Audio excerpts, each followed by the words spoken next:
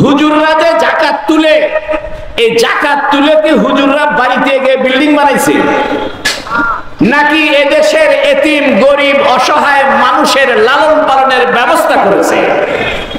সরকারের দায়িত্ব ছিল গরিব এতিমদের খোঁজ খবর রাখা। সরকার এটা পারে না।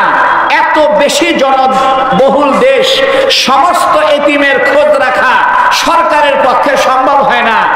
কওমি মাদ্রাসার আলেমরা এই সরকারের দায়িত্ব কাঁধে নিয়ে আপনাদের যাকাত ফিতরা নিয়ে গরিব অসহায় মানুষের লালন পালনের ব্যবস্থা করে, পাশাপাশি কোরআন হাদিস শিক্ষার ব্যবস্থা করে।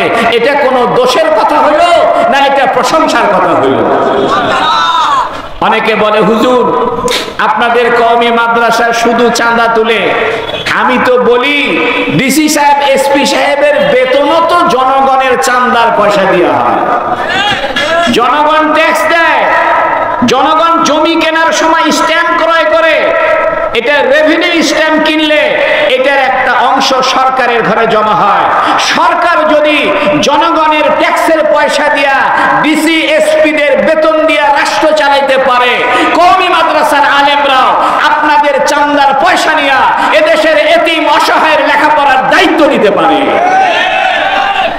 বন্ধুরা আমার, কওমি মাদ্রাসা সম্পর্কে বলা হয় এ সমস্ত মাদ্রাসায় বিজ্ঞান নাই, এ সমস্ত মাদ্রাসায় রাষ্ট্রবিজ্ঞান পড়ানো হয় না, ইকোনমিক্স পড়ানো হয় না।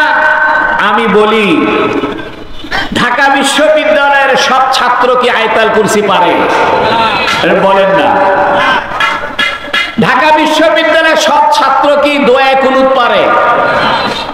যে ব্যক্তি ডাক্তার হয় সে ইঞ্জিনিয়ারিং পারে না, যে ইঞ্জিনিয়ার হয় সে ডাক্তারি জানে না। আপনি যদি কোনো ডাক্তার সাহেবকে গিয়ে বলেন যে